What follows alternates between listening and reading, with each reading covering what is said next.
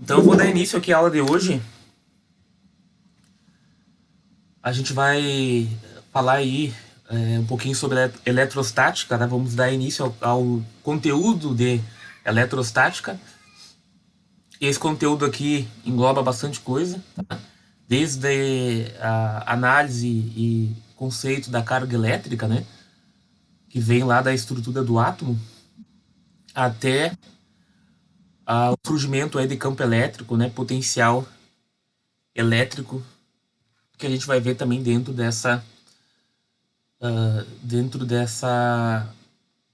desse conteúdo aí de eletrostática.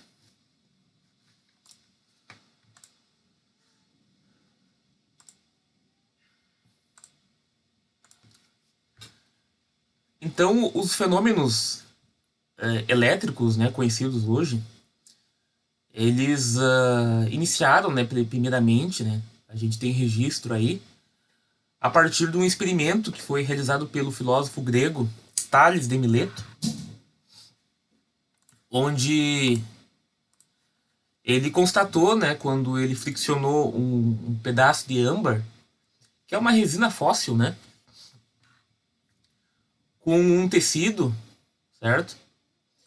E na medida que ele ia friccionando, ele percebeu que essa resina fóssil aí, esse âmbar, ele tinha a capacidade de atrair outros objetos, né, objetos leves, como vocês podem ver ali uma pena.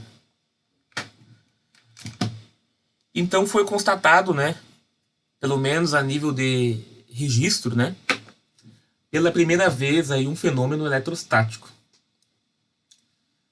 certo? É... Professor, você vai gravar a aula? tô gravando, tô É gravando. que não está aparecendo para nós dessa vez. Oi, não, não, mas é aqui no OBS, né? Ah, tá, tá bom. Não é no, eu não gravo no Meet, tá? E a palavra que vocês conhecem hoje, né? Eletricidade, né? Eletricidade vem de elétron, né? Elétron é uma partícula, um elemento que circunda o núcleo aí de átomos, certo? E essa palavra elétron vem do termo grego electron, certo? Que significa âmbar. Então, âmbar do grego é electron, certo? Então, daí desse experimento aí que deu origem aí a toda essa nomenclatura elétrica, eletricidade, certo? Vem do experimento de se friccionar esse pedaço, essa pedra, essa resina fóssil aí em relação a um objeto, né? E aí dali se constatou esse fenômeno eletrostático, né? E é a partir daí que se começou a realizar mais e mais investigações, né? E atualmente a gente tem aí todo esse sistema aí que funciona dia e noite, né? Ou noite e dia. Mas começando devagar, tentando dar uma sequência cronológica aí, William Gilbert, ele também se interessou por esses fenômenos, né? Que eram muito peculiares aí, uma propriedade do âmbar. Ele começou a testar em outros materiais, né? Começou a pesquisar se existia outros materiais que também atraíam ou tinham a capacidade de atrair outros objetos, né? Primeiramente tentando aí achar um padrão, né? Achar uma linha de raciocínio. Ele acabou encontrando aí as pedras magnéticas, né? Os tão famosos ímãs naturais. E o termo magnetismo, né? Um ímã, ele atrai outros materiais ferromagnéticos, né?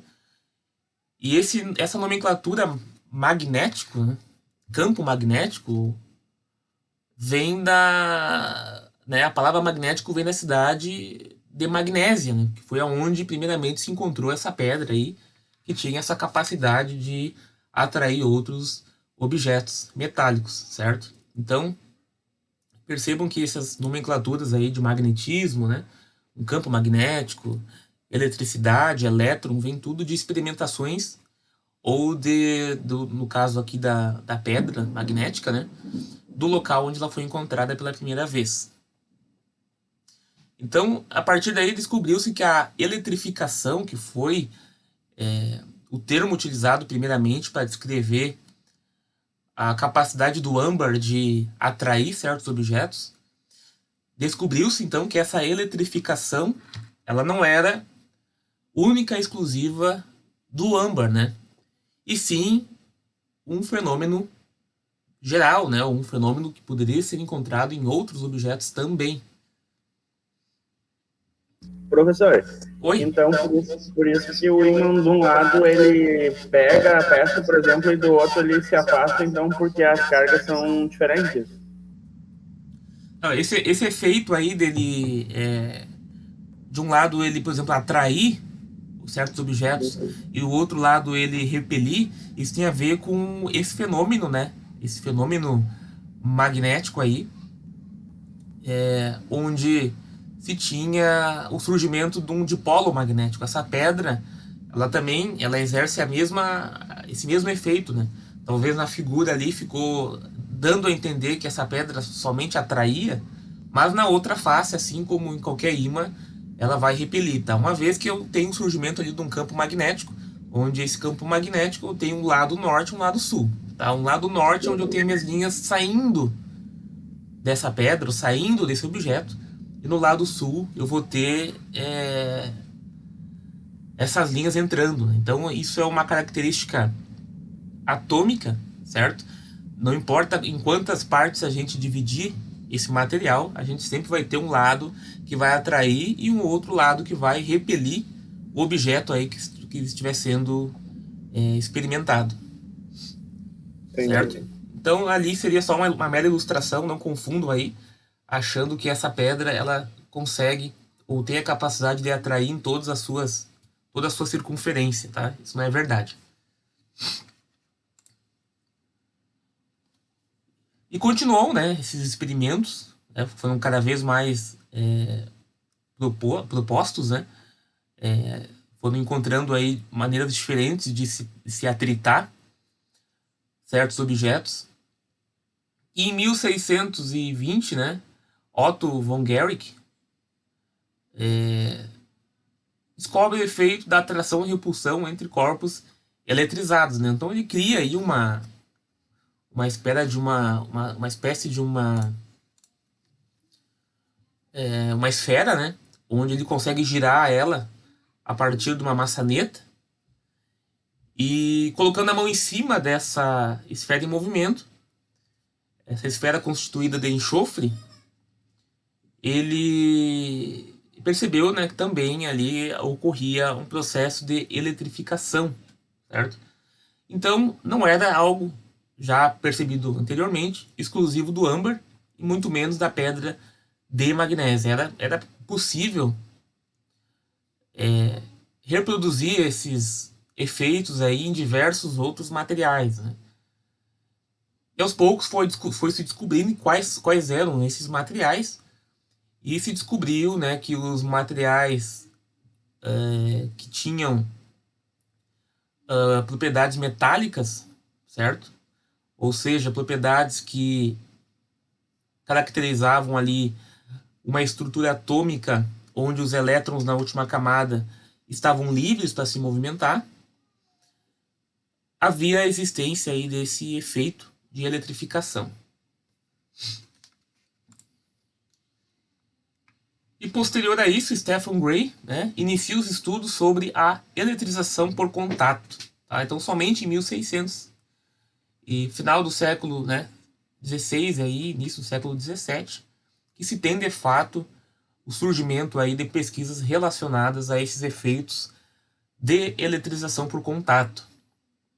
Então divide os materiais em isolantes, condutores, e entende a eletricidade como um fluido presente nos corpos. Então, primeiramente, né, a partir dessas pesquisas, se começou a dar conceitos aí de corpos que possuíam essa característica de se eletrizar frente a outros materiais chamados de isolantes, não conseguiam, não tinham a capacidade de gerar eletrificação, certo?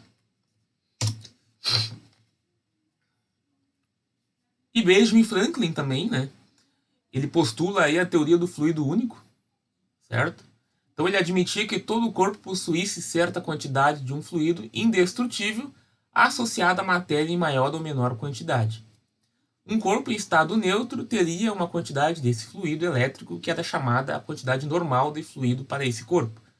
Se o corpo tivesse excesso desse fluido, estaria eletrizado positivamente. Se tivesse falta, estaria eletrizado negativamente. Então aqui se dá primeiramente uma ideia básica aí do que seria, do que viria a ser a estrutura de um átomo, certo? Alguém já ouviu falar do átomo? Tiveram alguma disciplina aí onde foi falado sobre isso? No nosso primeiro semestre tem a disciplina de química, mas é bem...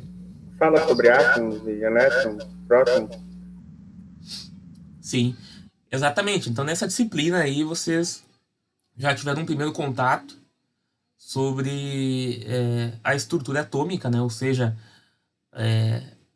a definição ou o conceito das propriedades que regem toda a matéria, certo?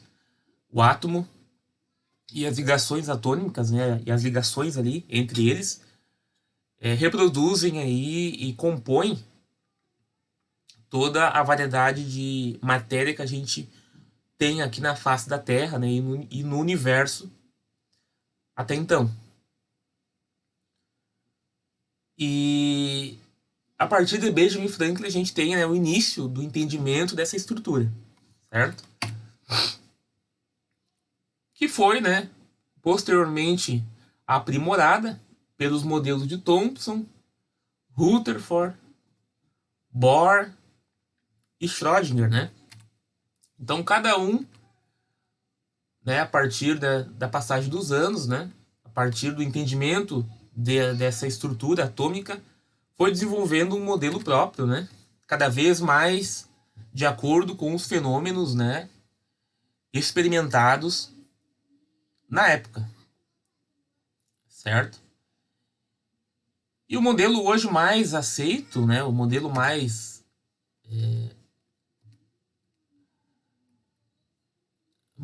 digamos assim, detalhado da estrutura atômica é o modelo de Schrödinger, né? E de Heisenberg, né? Então, existe um outro físico aqui, até achei que eu tinha colocado aqui nos slides, né? O Heisenberg, né, um físico muito importante aqui. Ele teve contribuições muito interessantes nesse ramo aí, nessa direção da estrutura atômica, onde ele, juntamente com o modelo de Schrödinger, conseguem postular o que vem a ser a estrutura do átomo mais moderna, né, mais aceita pela comunidade científica. Mas eu acredito que vocês devem ter bastante familiaridade com esse modelo de Bohr. Até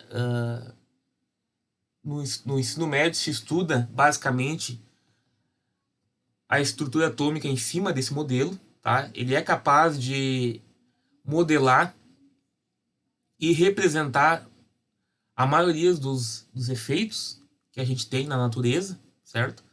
Inclusive as ligações químicas. Então, por muito tempo, ainda se é abordado, né, o modelo de Bohr, por se acreditar ser uma abordagem um pouco mais simples e ela consegue aí, de maneira bem satisfatória, detalhar e representar a maioria dos fenômenos químicos que a gente tem aí na natureza, tá? Reações, enfim.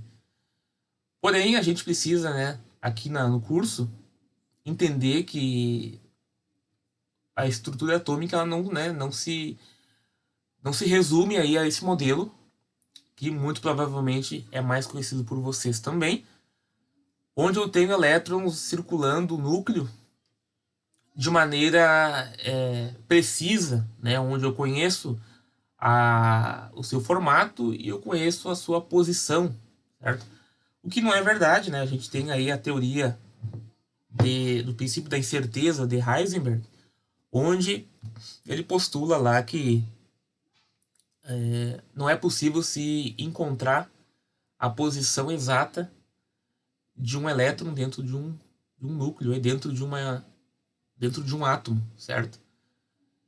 Então, a partir dessas teorias de Heisenberg, unificadas aí na teoria de Schrödinger, se tem um modelo final, tá? Onde o elétron ele não é mais somente visto como uma partícula, um corpo, e sim uma partícula, né? Uma nuvem, onde dentro do elétron ali, dentro do átomo, essa nuvem aí, ela costuma ter uma região de maior probabilidade de se encontrar o elétron em si, né? Ou a concentração daquilo que vem a ser a característica primária do elétron, que é a sua carga, certo? Então, dentro dessa estrutura, eu vou ter uma probabilidade conhecida já, né?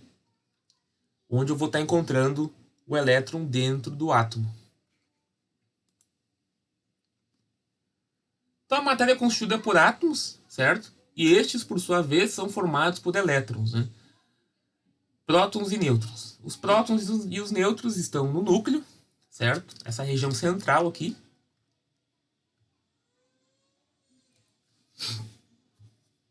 E os elétrons, eles são partículas menores que ficam circundando aí esse núcleo. Descobriu-se que os elétrons e os prótons possuem carga elétrica e que os nêutrons não. Então já se sabia, né, na época, que as únicas partículas que apresentavam carga elétrica eram os prótons e os elétrons, certo?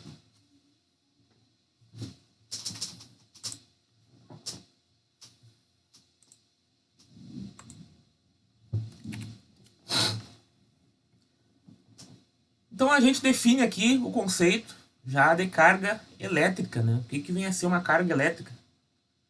A carga elétrica nada mais é do que uma propriedade existente entre prótons e elétrons, que possibilita a ocorrência de interação entre eles. Lembre-se que ocorre interação entre dois corpos quando eles trocam forças entre si. Ou seja, quando um aplica força sobre o outro. Então, quando eu tenho essa interação causada pela carga elétrica de cada corpo, certo? Eu vou ter uma interação ali e é um dos motivos que faz com que os elétrons circundem o núcleo de um átomo.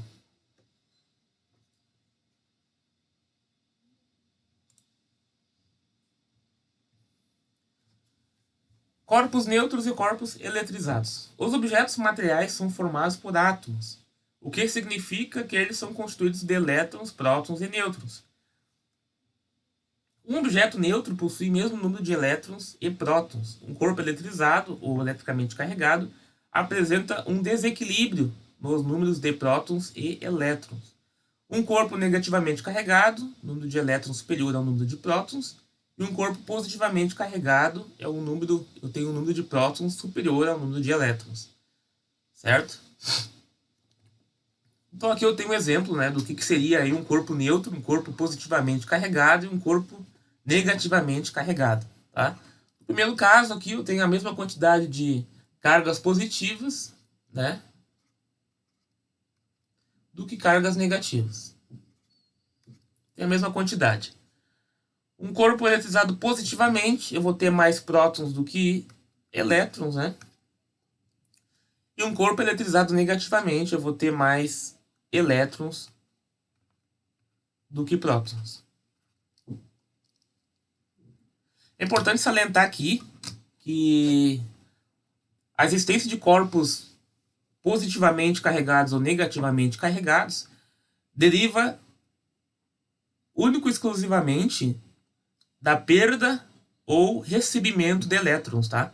Deixar claro que aqui não há dentro de um ambiente estável, né, ou fazendo considerações mantendo um princípio de estabilidade dessa matéria, eu não tenho perda de prótons, né, ou recebimento de prótons, tá? As partículas do núcleo do átomo, né, elas não são expelidas naturalmente por esse átomo, tá? tornando esse corpo aí positivamente carregado. O que de fato acontece é que esse átomo, né, essa matéria, esse átomo, ele recebe elétrons, né, ou ele perde elétrons. Efeitos estes causados pelo recebimento de energia ou perda de energia, certo? Então, no momento que o filósofo grego, lá, o Tales de Mileto, ele friccionou o âmbar, ele, de certa forma, fez com que aqueles elétrons, aquele material, recebessem energia. E no momento que eles receberam energia, eles conseguiram, né, de certa forma, escapar da órbita do núcleo, onde o núcleo eu tenho ali os prótons, correto?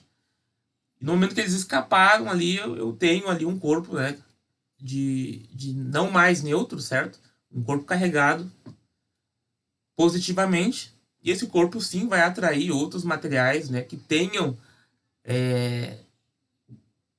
que queiram fazer ligações, né, corpos estes que possuem elétrons a mais ou faltando na última camada e buscam uma estabilidade, certo? Os materiais, né, os átomos, os materiais são constituídos de átomos, certo? E todo átomo ele busca o quê? Busca uma estabilidade. O que é essa estabilidade? É ter a mesma quantidade de prótons do que de nêutrons, do que de elétrons, desculpa. E na busca dessa estabilidade, eu vou ter as ligações, sejam elas iônicas, covalentes ou metálicas, certo?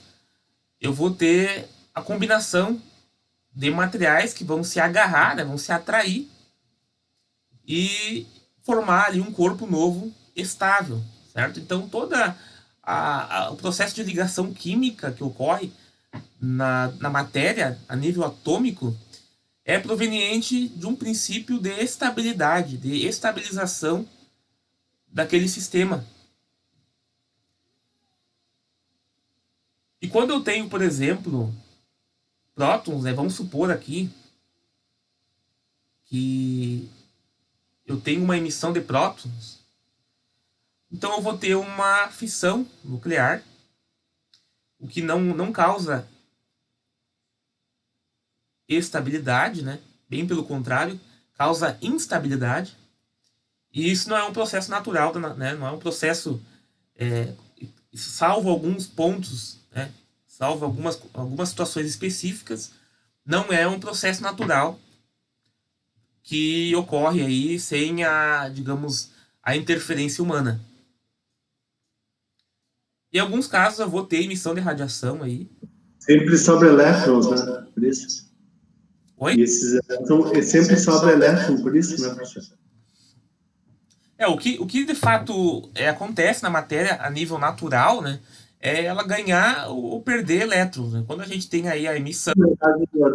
Você falou de nuclear, né? Sempre sobra elétron, e esses elétrons vão bombardeando de novo, os que vão surgindo, por isso que dá aquela explosão de energia tão forte. Na verdade, assim, né? Quando eu tenho uma fissura, uma fissão nuclear, que vai acontecer quando eu tenho emissão de prótons, quando o próton sair de dentro do núcleo de um átomo, aí eu vou ter o processo chamado de fissão nuclear, né? Que eu vou ter um núcleo que não mais agora é um núcleo de um elemento específico, porque cada elemento da natureza, a maior diferença entre um elemento e outro é a quantidade de prótons que eu tenho no núcleo, certo? Quando eu tenho um próton, eu tenho quem? Hidrogênio. Quando eu tenho dois prótons, eu tenho quem? Qual elemento? Hélio, né? E assim sucessivamente, né? Eu tenho toda uma tabela periódica que descreve os elementos a partir do número atômico. O que é um número atômico? É a quantidade de prótons que eu tenho no núcleo do átomo. Se de alguma maneira forçada eu fazer uma fissão nuclear, eu vou desencadear um processo, certo? Onde aquele átomo ali que possuía, por exemplo, 10 prótons no núcleo, no momento que eu fissionar esse núcleo aí, ele não mais vai ter 10 prótons. Consequentemente, ele não é mais o mesmo elemento. Ele vira um outro elemento. Um outro elemento onde não possui uma estabilidade de quantidade de nêutrons, de quantidade de elétrons, certo? E a natureza vai tentar buscar essa estabilidade, roubando elétrons e nêutrons de outros corpos, né, de outros objetos que estão na vizinhança. E Tá esse é o certo. fenômeno Ô, de Lucas, radiação. Esse é o fenômeno de radiação, radioatividade. É exatamente esse fenômeno, quando eu tenho prótons que saem do núcleo de um átomo. Lucas está tentando entrar. Lucas está tentando entrar? Bom, É. tá aparecendo. Será que ele está colocando o link certo? Alguém passa o link para ele aí. De repente ele tá com o link de terça-feira. Aí não vai conseguir entrar. Certo, pessoal? Então, né, só abrindo aí um parênteses para essa questão, eu acho interessante. Mas o que né, dentro do processo natural, o que eu vou ter é a emissão ou absorção de elétrons, tá? Ou um corpo carregado positivamente ou negativamente, ele vai ter mais ou menos elétrons. E não mais ou menos prótons. A quantidade de prótons não muda, certo? Se eu tiver uma diferença de prótons, eu estou descaracterizando aquele elemento. Esse elemento torna-se estável, né, ou instável, e eu vou ter aí radiação, que é o que aconteceu aí, para quem se lembra aí, eu acompanho um pouco documentários e tudo mais, em Chernobyl, certo? Existia ali um processo de fissão nuclear. O que se busca na fissão nuclear? Se busca a energia que é liberado nesse processo, e a partir dessa energia liberada, né, eu tenho energia elétrica, eu tenho a geração de energia elétrica a partir da vaporização da água que está em volta daquele reator, daquele núcleo. E essa vaporização aí toca uma turbina, aquele vapor ali toca uma turbina, e essa turbina aí transforma essa reação nuclear, esse calor gerado a partir da fissão nuclear, a partir da energia da fissão nuclear, em energia elétrica. Né? E em algum momento ali, né, houve uma estabilidade nesse processo de reação de fissão nuclear, e houve então uma explosão atômica ali, certo? E acabou rompendo o núcleo do reator lá de Chernobyl. Né? Quem já ouviu falar desse caso, desse acidente aí, agora ele conseguiu entrar. Tem a ver com o processo de fissão nuclear, ou seja, a emissão de partículas atômicas provenientes no núcleo de um átomo, né? Seja nêutron, né? Eu tenho radiação por nêutron, eu tenho radiação por prótons, né? Eu tenho N tipos de radiações, alfa, beta, gama, que se diferenciam de acordo com quais partículas que estão sendo emitidas do núcleo aí de um átomo. Certo? Mas aqui dentro da disciplina a gente não vai estar comentando sobre isso, né? A gente não vai estar trabalhando em cima dessas hipóteses onde eu tenho emissão de prótons, né? E sim, a gente vai tratar dos fenômenos causados pelas cargas elétricas aí, positivas ou negativas, ou seja, a emissão ou recebimento de elétrons, né? E vamos entender como que funciona a interação dessas forças aí entre esses corpos carregados agora positivamente ou negativamente.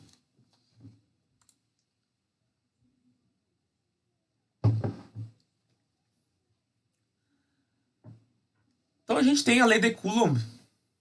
Ela foi uma lei aí regida por Charles Augustin de Coulomb, né, um francês, que ele estabeleceu, né, uma interação entre as cargas elétricas, né, a partir de uma balança de torção. É um experimento bem simples, onde ele carregava duas esferas que estavam em contato, e a partir da distribuição dessas cargas aí, uniformemente nessas duas esferas, aparecia ali entre elas, né, uma força de repulsão, e ele, a partir desse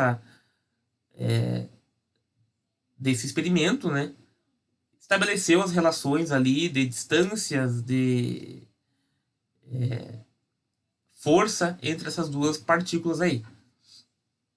E aonde que a gente utiliza, né? Por que a gente utiliza essa equação de Coulomb, né? essa equação da força? a gente vai utilizar quando a gente quiser saber qual que é a interação entre duas partículas pontiformes, entre duas cargas pontiformes carregadas, né? Então, quando a gente quiser descobrir qual que é a força que uma exerce sobre a outra, eu vou aplicar a lei de Coulomb, né, onde ela vai me dizer a direção dessa força, o sentido e o módulo. Certo? Então, que equação que é essa, né? Como é que eu posso estabelecer uma equação? Então, aqui eu tenho, por exemplo, duas cargas positivas. Né? Eu tenho uma carga Q1 e uma carga Q2. E eu tenho uma certa distância R entre elas. Eu vou ter uma força de repulsão no sentido, né, contrário aí, né, a elas, né? Então, a equação é dada por essa fórmula aqui. Força igual a uma constante K, uma constante eletrostática K, vezes o módulo da carga 1, multiplicado pelo módulo da carga 2, dividido pelo raio, ou seja, a distância entre as duas cargas, certo? Ao quadrado. Onde K é igual a 1 sobre 4 π epsilon zero. Epsilon zero é a constante de permissividade no vácuo, né?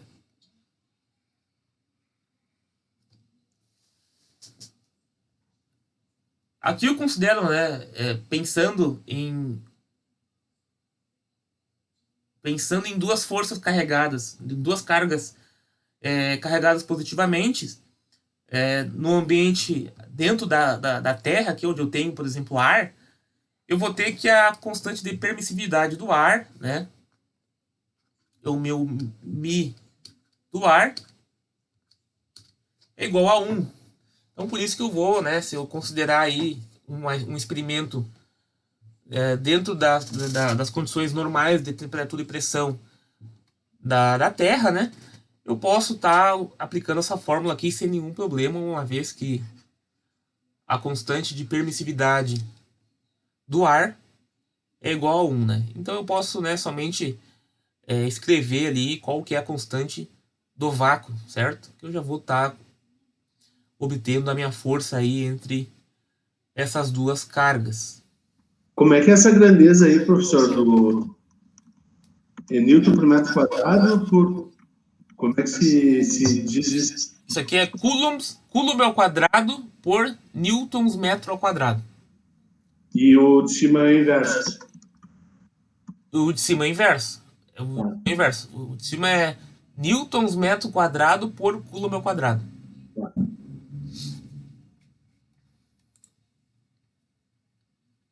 Carga elementar e quantidade de carga elétrica. Então, uma carga elétrica ou uma carga elementar E é igual a 1,6 vezes 10 na menos 9 coulombs. Da onde que surge esse número aqui?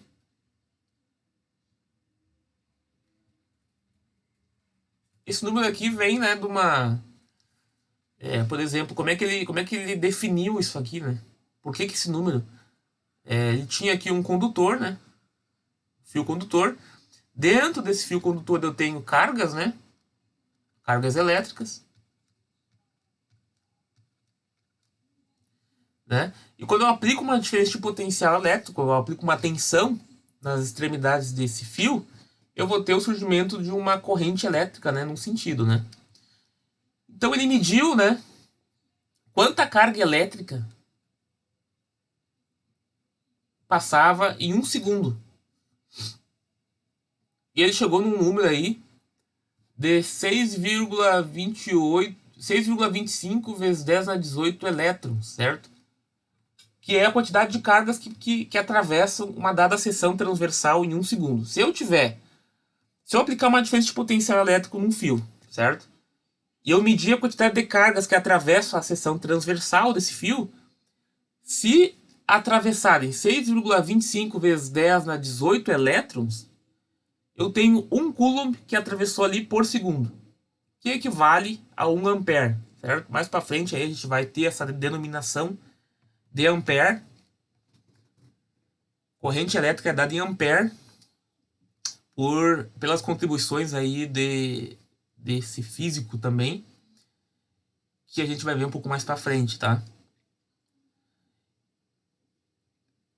Então, se eu tenho, né, 1 coulomb equivale a 6,25 vezes 10 na 18 elétrons, né? Quantos coulombs equivale 1 elétron? Por isso que daí 1 elétron, né, tem carga igual a 1,6 vezes 10 a menos 19. Vem dessa relação aí, tá? Eu acho que deu para entender bem, né? E 1 coulomb por segundo é a mesma coisa que 1 ampere. Corrente elétrica é dada em ampere. Você já ouviu essa terminologia ou não? Ah, corrente do chuveiro. Qual é que é a corrente do chuveiro? Ah, é 25 ampere. Vocês já ouviram Já ouvi, mas não sabia aplicar. o ampere vem disso, né? Vem de corrente elétrica. Cargas que circulam um condutor. Vem disso aí, né? Então, um secador de cabelo. Quanto ele consome? Quantos ampere? Ah, ele é, sei lá, 5 ampere. Ah, uma furadeira. Uma furadeira, quantos ampere? 35, sei lá, 1 ampere e meio. Uma geladeira. Quantos ampere é a corrente dessa geladeira aí? Então, é claro que normalmente é dado em potência, né? Em watts, certo? Normalmente, quando você deve ter o conhecimento maior em watts, né? O chuveiro é 7.500 watts. A furadeira, sei lá, 300 watts. O secador é 2.500 watts, né? E por aí, é tudo em watts. Mas a potência está relacionada à corrente que circula ali, né? E também está relacionada à tensão que foi aplicada. Se foi aplicado 220, se foi aplicado 127, qual que é a tensão ao qual aquele aparelho está submetido. Mas a gente vai conversar em relação a tudo isso com mais calma. Condutores isolantes. Há materiais que no seu interior os elétrons podem se mover com facilidade. Tais materiais são chamados condutores elétricos. Certo? Exemplo, ouro, prata, cobre, ferro, alumínio, né? Então, dentro desses materiais eu tenho elétrons livres. Elétrons que trafegam dentro do material, né, de maneira arbitrária. Isso aqui tem a ver com camada de valência, lá da estrutura do átomo, né, da química ali.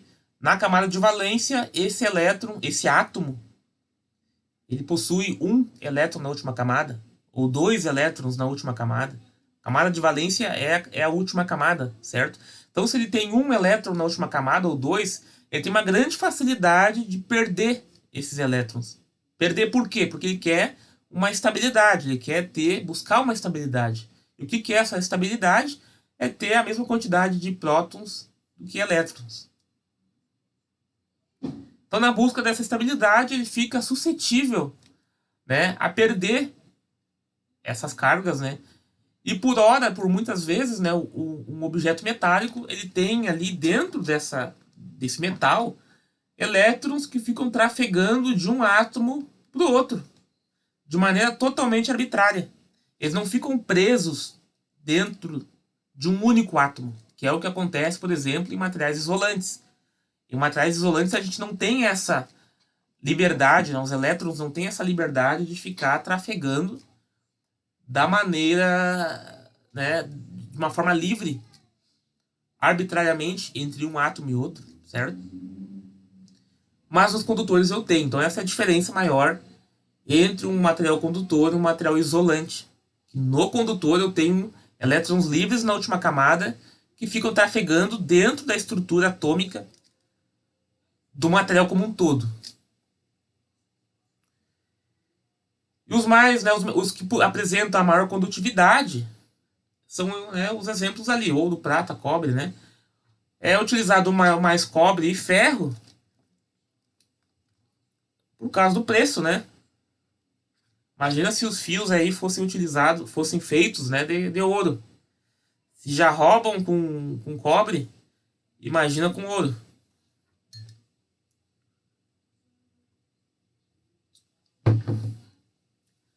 Então, o cobre é muito utilizado, né, na maioria das aplicações, por ele ser abundante na natureza, certo?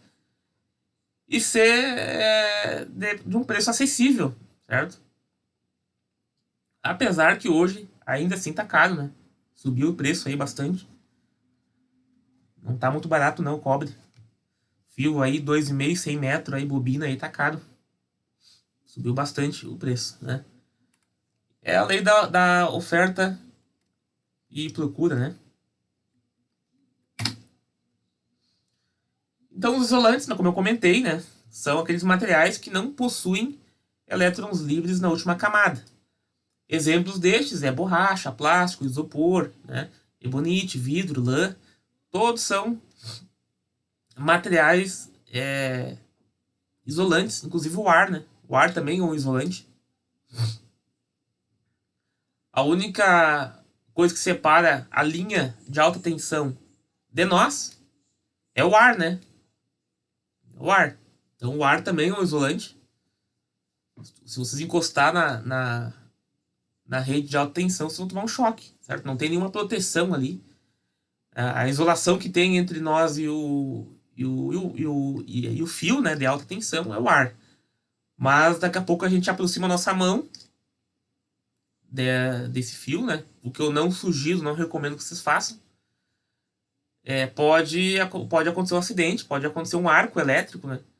Que é quando há o rompimento do dielétrico de um material isolante, certo? Então, nem todo isolante, nenhum isolante é totalmente isolante, tá? Ele é isolante até um certo ponto, até um certo limiar aí de submissão a um campo externo, né? Ou a um potencial elétrico externo. O exemplo mais clássico disso aí é os raios, né? As descargas elétricas atmosféricas. Quando eu tenho aí um raio, aí uma corrente elétrica passando pelo ar, da nuvem até a Terra, né? Então, como acontece isso? Então, o potencial elétrico é tão elevado, né, que ele consegue romper esse dielétrico aí, mesmo átomos de oxigênio que possuem uma certa estabilidade, ou seja, estão com a última camada preenchida com 8 elétrons, mesmo assim esses elétrons da última camada são arrancados, né? Uma vez que eu tenho ali uma diferença de potencial elétrico entre a nuvem e a Terra muito elevado. Então, deixar claro aqui, saliento isso, o isolante ele é isolante até um certo limiar. Tudo que vocês vê de material isolante se vocês lerem lá embaixo, né, ler na especificação, vai ter um valor máximo que o fabricante garante isolação, né? Por exemplo, uma luva, que vocês querem trabalhar com alta tensão, por exemplo, uma luva de borracha. Essa luva ali vai ter uma tarjazinha ali, onde vai estar especificando qual que é a tensão máxima que tu pode estar operando com aquelas luvas ali, sem tomar um choque. Certo? Então, além, né, de cada equipamento, né, agora falando um pouco mais específico de equipamentos de alta tensão, né, que tu lida com alta tensão, devem passar por auditorias, não é a palavra certa, certificações, né? Ele vem com uma certificação, uma espécie de uma calibração, né? E de tempos em tempos, né, se tu continuar trabalhando com aquele material, aquele objeto, aquela luva, por exemplo, tem que ser submetida novamente a um ensaio para validar, para ver se aquela ferramenta ali, né, ainda serve para fazer a isolação de o qual ela ser objetiva, né? Então, só um adendo aí a essas questões aí de elétrica aí que eu acho interessante dar uma comentada. Então, falando em raio, vamos fazer um exercício de raio aí.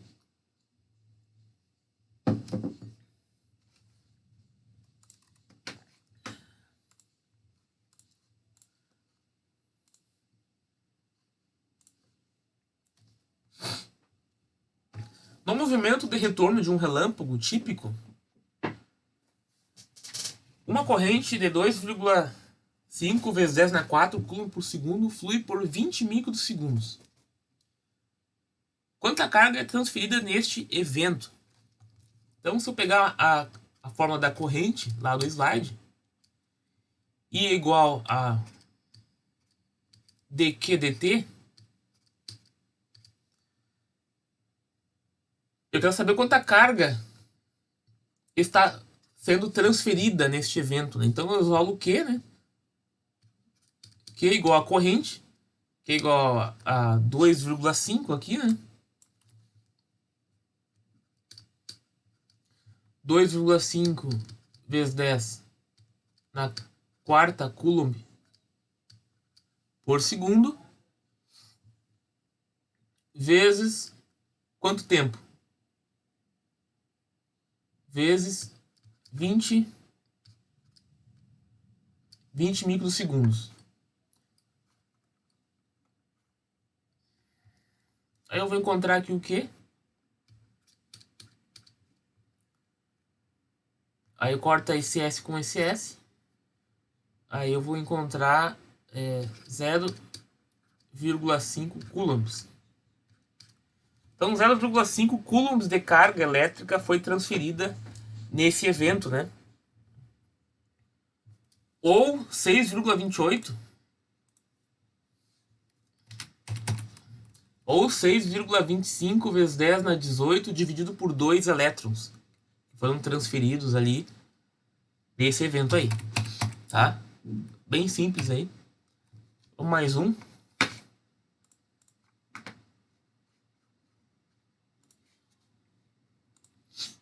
Uma carga pontual de 3,12 vezes 10 na 6 coulomb está a 12,3 centímetros de distância de uma segunda carga pontual de menos 1,48 vezes 10 na menos 6 coulomb. Calcule a intensidade da força em cada carga. Vamos fazer esse cálculo aí. Então eu tenho duas cargas aqui, né? Uma positiva e uma negativa. Vamos desenhar aqui. Mais e uma menos. Certo? E eu vou ter uma força de atração, né?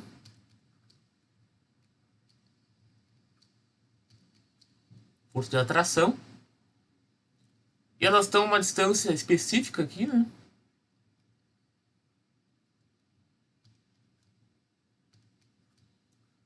Uma distância de... Vou botar em metros já.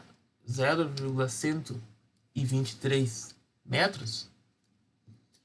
Eu quero saber a intensidade da força, né, que uma exerce na outra.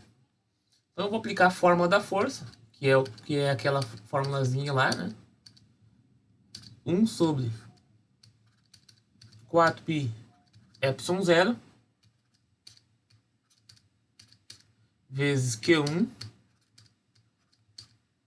Q2 dividido por R ao quadrado vezes um vetor aqui, o versor de R, né? Ou seja, essa força que tem um sentido, certo? Ele tem um valor em x, y e z. Como elas estão exatamente na mesma linha, né? Eu não tenho uma diferença de linhas aqui, né? Eu vou ter só uma componente. Mas é importante a gente levantar essa questão aí, porque nos próximos exercícios aí vai ser necessário fazer uma análise um pouco mais criteriosa, tá? Então a minha força vai ser igual ao quê? 1 sobre 4π epsilon 0 vezes Q1, que é quanto? Módulo de Q1, 3,12 vezes 10 a menos 6.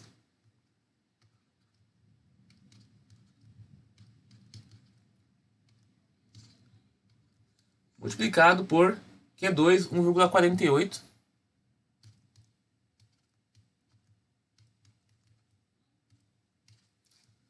Dividido por R ao quadrado, que é 0,123, né? Isso. 0,123 metros ao quadrado. E a minha força aqui vai ser igual a quanto? Vocês têm calculador aí? 2,7 newtons. Isso aí, 2,74. É. Deixa eu botar um pouco melhor isso aqui, porque tá 2,74 newtons. Então aqui a gente tem um valor, né? Só aplicando direto a fórmula da força aqui, vocês vão encontrar aí 2,74 newtons.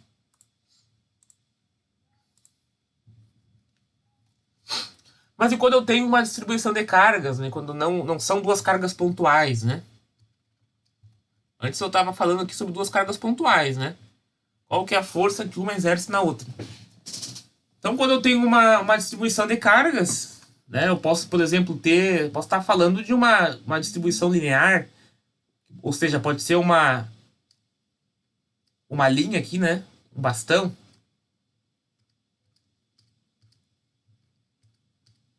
Certo? Uma distribuição superficial, eu posso ter o quê? Uma chapa, né? Carregada.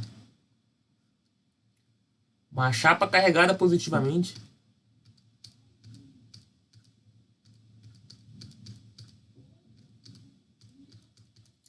Ou uma distribuição de cargas volumétrica. Ou seja, eu tenho, por exemplo, um cubo que está carregado. É um cubo aqui.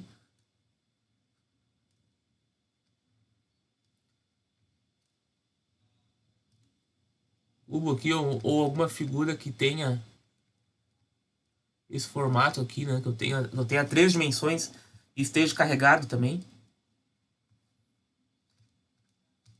Então, para cada tipo de distribuição aqui, eu vou ter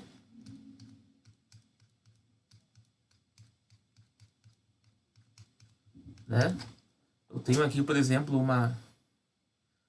algo desse tipo aí, né? Como é que funciona? Como é que eu vou aplicar aquela equação da força lá? Aí eu vou ter que fazer uma integral percorrendo todo esse caminho para mim poder calcular a força, né? Por exemplo, se eu quero saber qual que é a força que a partícula Q0 exerce na barra e a barra exerce em Q0. Então eu vou ter que fazer, né, a integração aqui de toda essa barra aqui, né, de todos esses elementos de Q aqui, né? Vou ter que dividir essa barra aqui em pequenos elementos de Q, ou em pequenas cargas de Q, e somar a contribuição de cada pequena carga, ou seja, de cada pequena divisão, quando essa divisão, né, quando esse elemento de Q tende a zero, do início aqui, né, até o final, né? Ou não importa muito, né, onde eu começo a integração. Só que eu vou ter que fazer percorrer todo esse percurso para mim poder saber qual que é a contribuição total aí das minhas forças, né? Então aqui a gente já percebe que eu vou ter uma repulsão, né, para cá. Por exemplo, esse primeiro elemento aqui de cima aqui, né? Pegar bem a pontinha, só a casquinha aqui dessa barra aqui, né? Eu vou ter uma repulsão, né? Se eu considerar aquele pequeno elemento lá do início da barra aqui como sendo uma carga pontual, a força estaria nesse sentido aqui, né? Certo? E se eu considerar esse pequeno elemento aqui bem na parte de baixo da barra aqui, né? Como sendo uma carga pontual, né? Se eu fosse traçar uma linha aqui até a carga Q0, eu também vou ter uma repulsão aqui, né? Pra cá, né? E aqui pra cá, né? Pra cá e aqui pra cá. Então vejam que aqui agora eu tenho que decompor essa força aí, né? Porque essa componente aqui eu posso estar decompondo ela em uma componente em Y, né? E Z, né? Pra cá, né? E a de cima aqui, certo? Essa contribuição de baixo aqui também, né? Eu posso estar decompondo pra cá e pra cá, né? Então vejam que essa parcela aqui vai se anular com essa, né? E eu só vou ter força de fato em X, né? Ou para cá, né? Então aqui eu já tive que fazer uma análise um pouco mais criteriosa, né? Então para cada elemento que eu pegar depois, né? Eu vou ter também o cancelamento, né? Então todos os elementos que eu vou pegando, igualmente da barra, né? Na parte superior, na parte inferior, eu vou ter o cancelamento em Y, né? Considerando que esse eixo aqui seja o eixo Y, né? Considerando que esse eixo aqui seja o eixo Y e esse eixo seja o eixo Z, o eixo X. Então eu vou ter o cancelamento de cada parcela em Y, só vou ter a força em X. Eu vou ter que fazer a integração, né, de cada pequena contribuição, sempre considerando aí o cosseno do ângulo, ou o seno do ângulo, né? Aqui seria o seno do ângulo. Porque quando eu tivesse exatamente nesse ponto aqui, exatamente nesse ponto aqui, aqui eu vou calcular o cosseno do ângulo, né? Porque nesse ponto aqui eu tenho a força máxima para cá, né?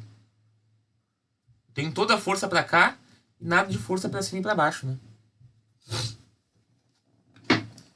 Então agora vocês têm aí a notação que a força ela é em x, em y e z, não mais só numa dimensão, né? Então dependendo da simetria do problema, eu vou ter que analisar e ver aonde que está minha força, né? Se ela está só em x, se ela está só em y, se ela está em z, se ela está em x e y, certo?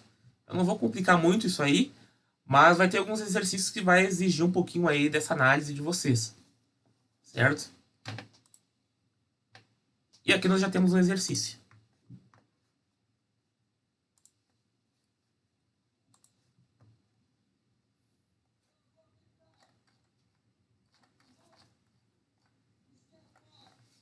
Então aqui, né, uma barra tá uma distância x de uma carga Q0 aqui, né? Uma carga Q. E eu quero saber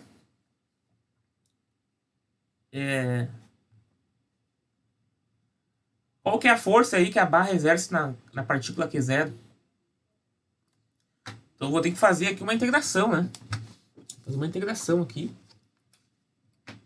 Aumentar um pouco isso aqui. Vou ter que fazer uma integração.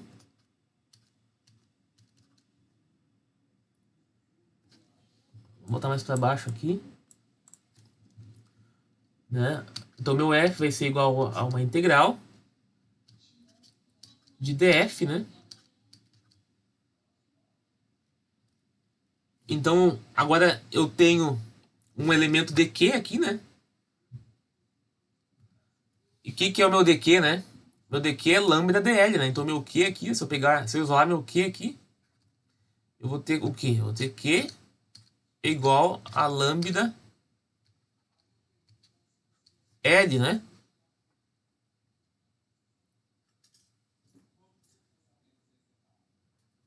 Certo? Então eu vou ter que fazer uma integração de cada pedacinho aqui, né? Da minha barra aqui. E descobrir qual que é a contribuição de cada pedacinho. Para mim poder, de fato, encontrar a força total, né? Que a barra exerce sobre a partícula, né? Então eu vou ter que fazer aqui uma integral. Né? Tudo que é constante eu deixo para fora da integral. Vou ter que fazer uma integral de x até, né? X até L mais x, né?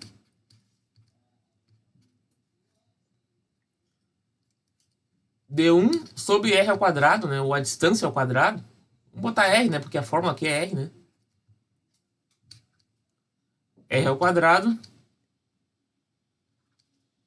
Vamos botar L, né? Por causa que aqui tá... Aqui é L, né?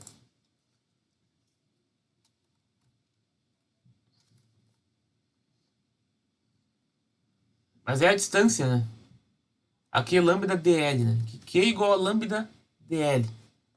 Então eu vou ter o comprimento da barra aqui, né?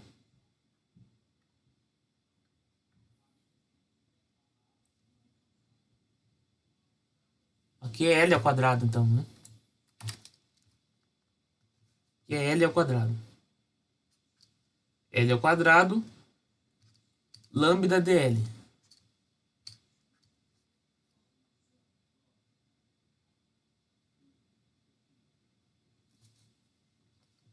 Certo? Então eu vou fazer o quê? Vou fazer essa integral. Vou passar para cima lá, né? F de x aqui é igual a 1 sobre 4πε0 vezes lambda Q0 vezes o L na menos 1 sobre menos 1 integrado de x até L mais x. Certo? Aqui eu já fiz a integral, né? Isso aqui é igual a L na menos 2, né? A integral de L na menos 2 é L na menos 2 mais 1 dividido por menos 2 mais 1, né?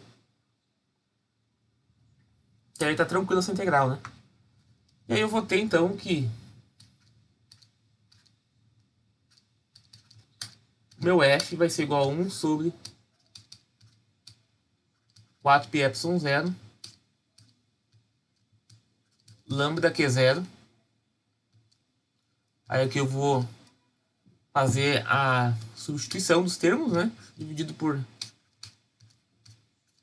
L mais x mais 1 sobre x, né?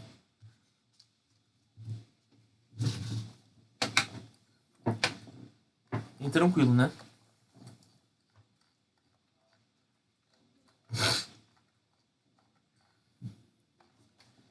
Beleza, pessoal?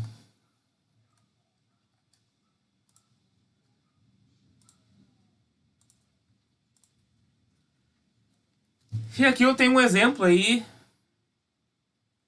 para vocês fazerem um desafio, tá? E tentar seguir essa mesma linha de raciocínio. Que linha de raciocínio? Que eu vou ter que ter um cosseno do ângulo aqui, né? Vamos ver aqui. Aqui eu vou ter que ter um cosseno do ângulo. Vou tirar isso aqui. Aqui o meu DF vai ser o quê? Ele vai ser a força, né? Resultante aqui entre cada elemento ds do anel. Aqui o que é esse exemplo aqui? Esse exemplo aqui, eu tenho um anel de cargas, tá? É uma distribuição linear de cargas. E eu tenho um ponto Q aqui, onde eu quero descobrir qual que é a força aí que esse anel exerce naquele ponto P, tá? Então eu vou ter que ter aqui uma noção do cosseno, né? Para mim poder saber, porque ó, se eu considerar esse ponto aqui e puxar uma linha também aqui, ó. Ih, tá torta essa linha aqui.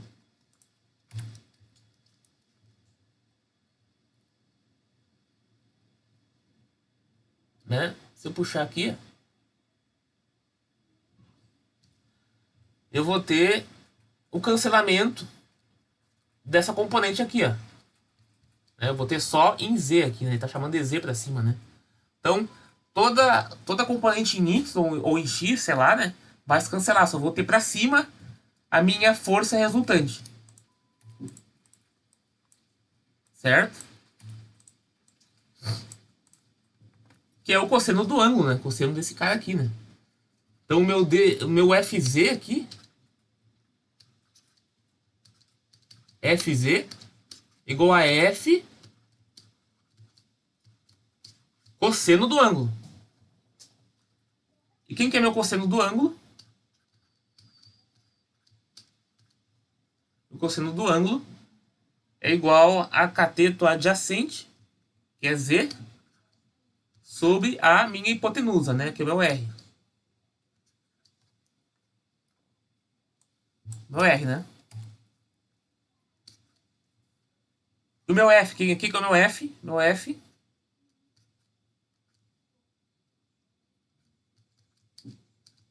igual a 1 sobre 4π epsilon zero, integral, aqui tem o Q0 também, né? Integral de quê? Aqui eu tenho lambda ds, né? Integral de lambda ds, é lambda ds dividido por r ao quadrado, né? E quem é o r? Meu r aqui, né? Esse rzinho aqui, né? Então, meu r é igual a raiz dz ao quadrado mais r ao quadrado. Que é o que eu vou colocar aqui. Então, montem aí isso aqui, né? E tentem fazer aí. Que na terça-feira a gente vai fazer esse exercício aqui. Tá? Quem conseguir fazer aí na terça-feira, me mostra. E daí eu dou meio ponto aí na média final. Quem conseguir fazer esse exercício aqui, tá? Então eu meio que já iniciei ele. Vocês terminem aí, né? Quem conseguir terminar, quem não conseguir, na terça-feira que vem a gente faz aí essa dedução desse exercício aqui, tá? Mas não tem muito mistério. Isso vai ficar gravado, né, professora? Claro, vai ficar tudo gravado. Certo, pessoal? Eu vou encerrar por aqui, tá? Eu não vou puxar muito. Isso aqui é muito matemático, tá? E aqui o exemplo 4 não tem nada, tá? Eu ia botar mais um exercício aqui, mas eu acho que não tem tanta necessidade aqui para vocês isso. Fazendo esse exercício aqui já é o suficiente. Já vão atingir o que eu espero aí da disciplina. Pelo menos dessa parte aqui. Certo, pessoal? Então, um bom final de semana para vocês aí. A gente se encontra aí na terça. Para quem quiser não conseguir fazer, né? A gente descobre como que a gente chega no resultado final aí desse exercício aqui. Certo? Até terça-feira.